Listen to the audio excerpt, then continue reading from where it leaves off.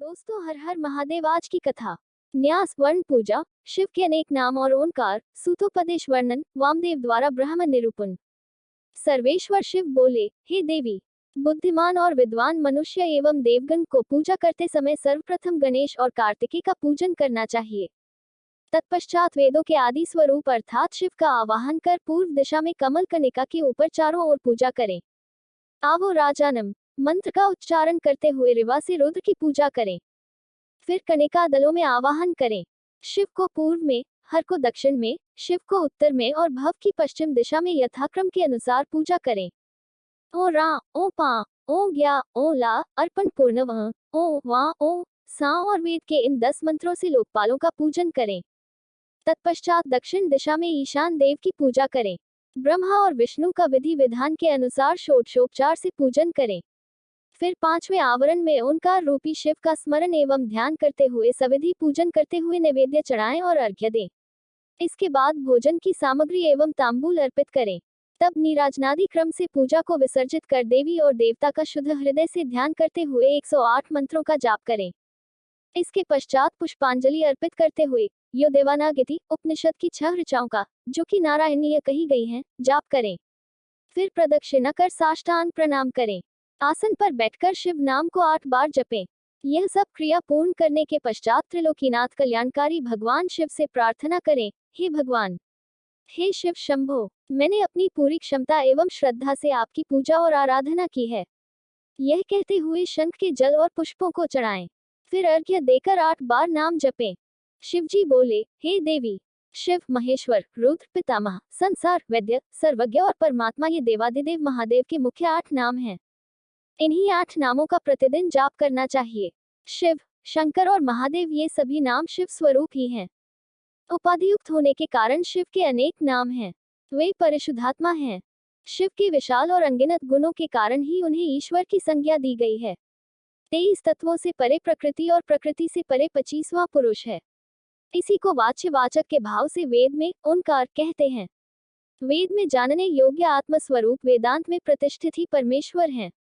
पुरुष और प्रकृति इन्हीं के अधीन है। वही अविनाशिनी माया के स्वामी हैं और त्रिगुण तत्व के रक्षक हैं। वे शिव ही मोक्ष प्रदान करने वाले और सबके दुखों को दूर करने वाले हैं। इसी कारण उनका नाम रुद्र पड़ा। इस प्रकार शिवजी के मुखारविंद से वेद से भरे अमृतमयी स्तोत्र को सुनकर देवी पार्वती मन में बहुत हर्षित हुई और उन्होंने शिवजी को हाथ जोड़कर बार बार प्रणाम किया। यह प्रणव अर्थ बहुत गुप्त है और समस्त दुखों का नाश करने वाला है। व्यास जी ने भक्तिभाव से पूरी कथा कही, जिसे सुनकर सभी ऋषिगणों ने उनकी पूजा और बहुत आदर सत्कार किया। तब प्रसन्न हो ऋषियों ने अनेक अनुष्ठान किए। फिर व्यास जी कैलाश पर्वत को चले गए। ऋषिगण अपने आराध्य भगवान शिव का ध्यान करने लगे। यह कथा देवी पार्वती ने स्कंद को, स्कंद ने नंदी को, नंदी ने सनत कुमार जी को और उन्होंने महर्षि वेद व्यास जी को सुनाई।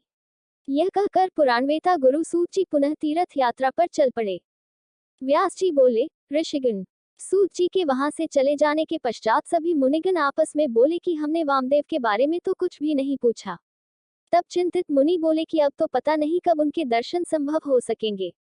यही सब सोचते हुए मुनिगण अपनी योग आराधना में लग गए। संवत्सर के पश्चात सूत जी पुनः काशी आए।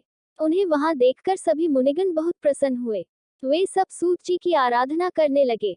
तब प्रसन्न होकर सूत जी बोले, ऋषिगण, आपको प्रणव का उपदेश देकर जब मैं तीर्थ यात्रा पर निकला तो मैंने दक्षिण सागर के तट पर देवी शिवा का पूजन किया। इसके पश्चात कालहस्त शैल पर सुवर्ण मुखरा में स्नान किया। फिर मैंने देवाधिदेव महादेव जी का स्मरण कर उनका पूजन किया। शिवजी के 5 सिर वाले अद्भुत रूप के दर्शन करने से सारे पाप नष्ट हो जाते हैं। शिवजी का पूजन करने के बाद मैंने दक्षिण भाग में स्थित देवी पार्वती का पूजन किया। उसके बाद मैंने 1 सहस्र अर्थात 108 बार पंचाक्षरी विद्या का जाप किया। फिर उसकी प्रदक्षिणा कर नमस्कार किया। इस प्रकार मैं कालहस्ती नामक क्षेत्र की प्रदक्षिणा प्रतिदिन करते हुए वहीं निवास करने लगा। मैं वहां पर 4 महीने रहा। तब मुझ पर महाज्ञानमयी प्रसून कालिका की कृपा दृष्टि हुई और उनका प्रसाद मुझे प्राप्त हुआ। तत्पश्चात देवाधिदेव शिव शिवा को प्रणाम कर उनकी 12 बार प्रदक्षिणा करके मैं यहाँ आया हूँ। हे ऋषिगण, आप मुझे बताएं कि मैं अब आपके लिए क्या करूं। ऋषि बोले, महाभाग सूत जी, हम सभी वामदेव के बारे में जानना चाहते हैं। कृपा कर हमें उनके बारे में बताएं।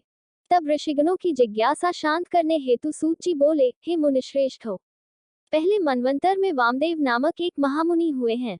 वामदेव को गर्भ से उत्पन्न होने से पूर्व ही शिव ज्ञान प्राप्त था। वे सबके जन्म कर्म को जानने वाले थे। वामदेव मुनि सदा अपने शरीर पर भस्म लगाकर और सिर पर जटा धारण किए रहते थे। वे शांत और अहंकार रहित थे और सदा योग, ध्यान और ब्रह्म में लीन रहते थे। एक बार वामदेव ने दक्षिण शिखर पर जाकर शिवजी के पुत्र स्कंद से भेंट की। उस समय स्कंद का रूप सूर्य के समान तेजोदीप्त होकर प्रकाशित हो रहा था। उनकी 4 भुजाएं थीं और वे मोर पर बैठे हुए थे। उन्हें देखकर मुनि वामदेव ने हाथ जोड़कर उन्हें प्रणाम किया और उनकी बहुत स्तुति की। इससे प्रसन्न होकर शिवजी के पुत्र स्कंद बोले, हे महामुनि, मैं आपकी इस स्तुति से बहुत संतुष्ट हूँ। आप जैसे मुनि सदा दूसरों के हित के लिए ही कार्य करते हैं। आपकी जो इच्छा हो कहिए, मैं उसे अवश्य ही पूरा करूंगा। तब वामदेव जी स्कंद देव से बोले, भगवान, आप सब कुछ जानने वाले और सबके कर्ता हैं। आपके दर्शनों से ही मेरी सभी कामनाएं पूरी हो गईं। मैं भला आपके गुणों का वर्णन कैसे कर सकता हूँ। आप तो साक्षात परमेश्वर वाचक देव पशुपति वाच्य हैं। वे सभी के पाप मोचक हैं।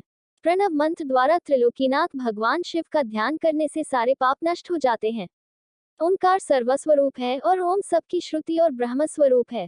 प्रभु, मेरे दृष्टिकोण से इस संसार में शिवजी के समान दूसरा कोई नहीं है। वे ही समाविष्ट और व्यष्टि स्वरूप हैं। अगली वीडियो देखने के लिए आप चैनल सब्सक्राइब जरूर करें और लाइक करें और कमेंट करें। हर हर महादेव।